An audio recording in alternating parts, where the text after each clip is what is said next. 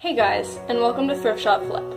Now I know at this point in the video, I would be holding whatever we're working on today. But today, we're refinishing a bookshelf. And that would be ridiculous if I were holding that right now.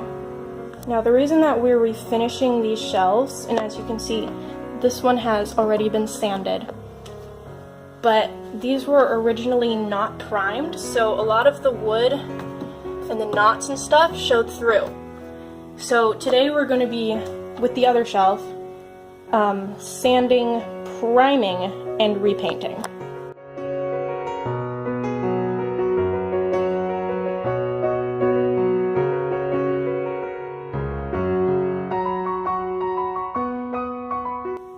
Now that we've roughed up the surface, I'm going to use a 2-in-1 paint and primer.